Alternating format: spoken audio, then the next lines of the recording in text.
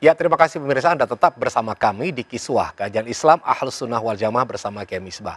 Alhamdulillah kita tadi sudah mendengarkan dari Prof. Nazarul Umar betapa sebenarnya penghargaan terhadap orang-orang berada di luar Indonesia, ya di Inggris dan sebagainya, dan bahkan ingin menyekolahkan, mendidik ya bagaimana menjadi imam di Masjid Istiqlal. Nah, kita akan menjawab beberapa pertanyaan yang datang dari masyarakat dan sekaligus mungkin Prof bisa menyambung tadi. Baik, ini ada pertanyaan dari Sulaiman di Banjarmasin. Bagaimana prinsip penggunaan dana masjid agar bermanfaat bagi masjid dan umat? Silakan, Prof. Iya, kalau kami di Istiqlal tetap kita bagi dua. Masjid itu harus ada unsur sakralnya. Tidak boleh dengan berbagai macam kegiatannya itu justru menghilangkan rasa masjidnya masjid itu. Jangan-jangan nanti masjid itu rasa hotel, rasa pasar, rasa masjidnya masjid itu tetap harus ada. Jadi maka itu kan ada tahiyat masjid, ya kan. Tapi kita bagi manajemen masjidnya Nabi itu kan ada ahlu sufa di sampingnya ya. Ya kalau di Istiqlal itu kan di basementnya ada sampai 2 lantai kan. Nah jadi ruang utamanya di masjid itu itulah yang tahiyat masjid. Itu yang nggak boleh. Pokoknya harus sakral di situ tempat itu. Kemudian nggak boleh bikin macam-macam lah. Kewibawaan dan kesakralan masjid itu tetap harus ada. Tetapi di halaman-halaman, di kantor-kantornya, kita kan lantai 5 itu wilayah sosialnya juga harus ada. Ada grup drum band terkenalnya Masjid Istiqlal itu kan. Nah itu kan saling mendukung semuanya tuh. Tapi begitu kita masuk di ruang utama masjid, itu tetap rasa masjid. Kita keluar masjid, itu ada rasa pasarnya, ada rasa kantornya, ada rasa hiburannya, ada rasa macam-macam. Tapi begitu kita masuk di ruang utama itu, wah itu kayak kita, bagaimana supaya kita berada di langit lah kira-kira. Ya, Subhanallah asra bi abdihi lailan minal masjidil haram. Kenapa? Maaf gini Kiai. Karena kan masjid itu ya, apa yang dimaksud masjid? Kalau dalam Quran itu kan sebetulnya masjid itu kan dari akar kata sajadah ya, yasjudu sajidon masjidon. Nah, tujuan utama masjid itu untuk menciptakan sajid yang baik. Ya. Jadi seringkali kita lupakan masjidnya ditekankan, padahal sebetulnya masjid Rasulullah itu fasilitas untuk melahirkan sajid yang baik. Apa itu sajid? Orang sujudnya. Jadi masjid itu memfasilitasi kita untuk melahirkan sajid. Orang-orang sujud menyembah Allah, menjadi khalifah yang sukses. Maka itu juga perlu clear di sini ya, bahwa jangan sampai nanti penekanannya pada masjidnya dibangun mewah tapi sajidnya nggak ada yang masuk. Jadi harus berbanding lurus. Orang sujudnya harus dibangun. Fasilitas untuk membangun orang sujud itu ada masjidnya ya kan. Jadi sajid masjid. Kalau kita disuruh milih lebih penting mana membangun sajid atau masjid, lebih penting sajid. Ya kan. Subhanalladzi asra bi abdihi lailan minal masjidil haram ilal masjidil aqsa. Itu nggak ada bangunan masjidnya pada waktu itu kan. Ya, hanya pelataran Ka'bah, di sana itu hanya batu terbang itu kan, nggak ada atapnya pada waktu itu, nggak ada dalam bentuk building. Al-ardu masjidun, permukaan bumi itu adalah masjid, itu kata Rasulullah lagi ya kan. Nah, bagi kita yang paling penting sebetulnya itu adalah membangun sajidnya. Tapi untuk melahirkan sajid yang baik perlu ada wadahnya, itulah masjid. Jadi masjid itu untuk melahirkan sajid yang baik. Apa kriteria sajid yang baik? Ya sujud. Apa itu sujud? Nah, ini ada bedanya. Dalam bahasa Arab kita ada sajad, sajadah yasjudu, sajadah fi'ilnya itu beda dengan sujudun. Kalau sajad itu membuat kepala ini tersungkur di lantai. Itu sajad.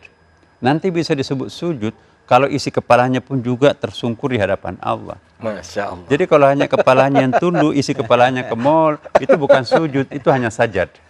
Perintah Allah kan wasjud waqtarib.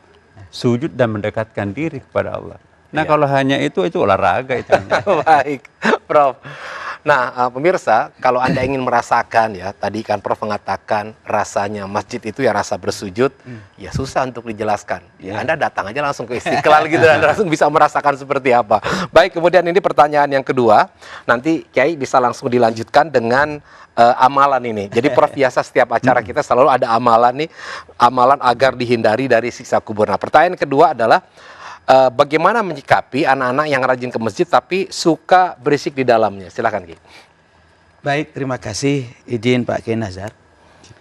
Para pemirsa, kalau ada anak kita datang ke masjid, syukuri. Anak-anak ramai datang ke masjid, alhamdulillah. Ya. Mengapa saya katakan demikian? Kalau dibandingkan daripada anak-anak ini keluyuran nggak jelas.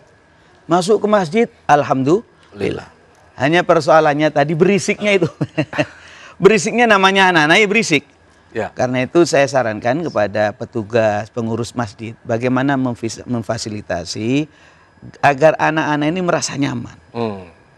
Di dalam masjid bukan diancam-ancam, ditakut-takuti, sehingga mereka itu kalau terlintas masjid, wah saya nggak bakalan diusir nanti saya sama pengurus. Jangan begitu. Iya.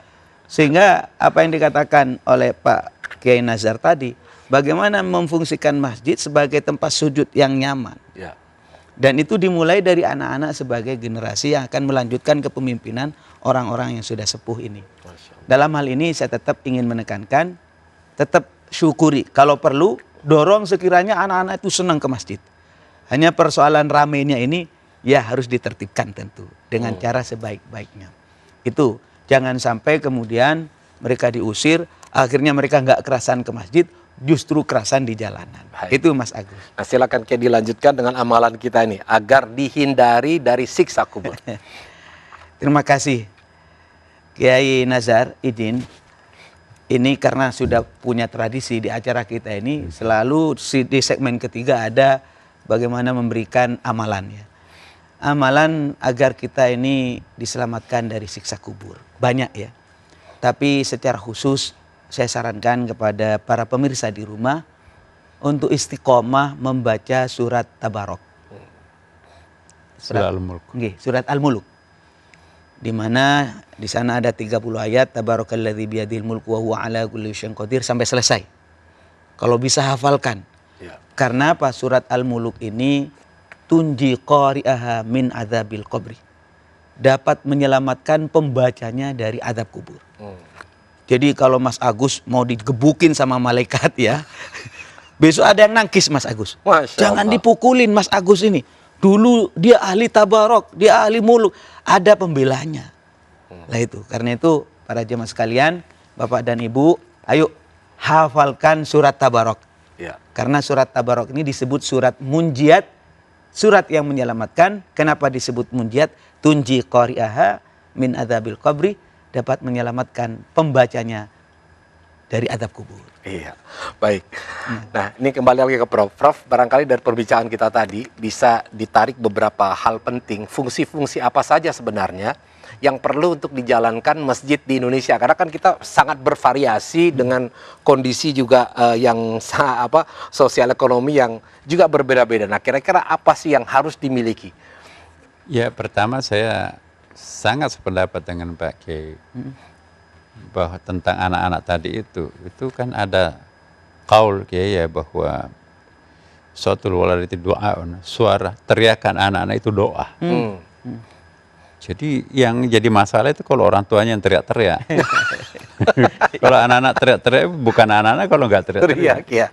Jadi Nabi itu ya pernah sampai satu waktu sholat sujudnya itu lama sekali, sampai gelisah makmumnya di belakang. Akhirnya selesai salam, nggak tahan sahabat itu. Ya Rasulullah, salah satu sujud kita itu lama. Oh iya maaf, Hasan Hussein cucu saya itu keluar dari kamar, naik kuda-kudaan di punggung saya. Takut kalau bangkit itu jatuh, sakit. Kesempatan lain, Nabi sholatnya cepat sekali. Maaf ya Rasulullah, tadi kok kali ini sholat kita lain. Nabi cepat sekali. Oh, apakah Anda tidak mendengarkan ada suara anak kecil menangis di belakang? Mungkin ibunya sedang sholat. Jadi anak-anak di mata Rasulullah itu penting. Jangan diusir, Kiai. Jangan diusir. Nah, Nah, mengenai apa yang kita harus lakukan, saya sangat mendukung apa yang disampaikan Kiai Misbah. Memang masjid itu harus ada zikir, wirid dan tadarusan di dalamnya. Yang membedakan masjid dengan aula ya itu. Nah, kalau kita masuk di masjid itu apa ya? Langsung kita berada pada sebuah dunia lain gitu kan. Niat kita memang pergi ke masjid itu kan diberikan pahala 40 pahala yang diperoleh, 40 dosa yang gugur.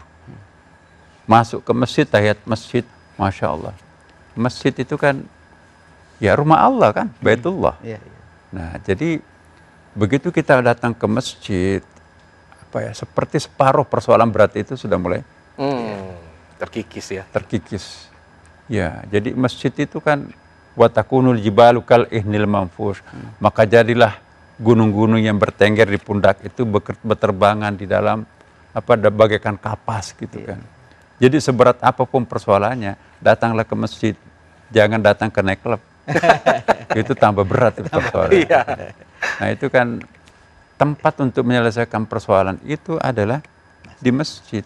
Masjid itu kapling kecil surga datang lebih awal menjemput sahabatnya. Sajadah itu kan baurak itu. Itu yang menerbangkan orang sampai ke puncak itu. Masya Allah. Nah, jadi inilah fungsi masjid, dan saya ingin juga memberikan dukungan kepada programnya Kiai Misbah ya.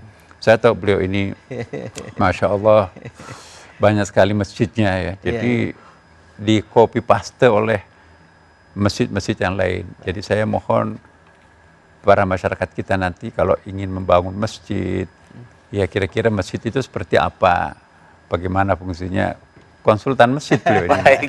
Baik Prof. Luar biasa kan beliau tuh. Ya, baik pemirsa, luar biasa perbincangan kita. Nah, ini ya kita harus jeda terlebih dahulu, dan kami ingin mengingatkan nanti di segmen terakhir kita akan mengikuti bersama zikir gerak batin yang akan disampaikan oleh guru kita Kiai Misbah. Tetap bersama kami di Kiswah Kajian Islam Ahlus Sunnah wal Jamaah bersama Kiai Misbah.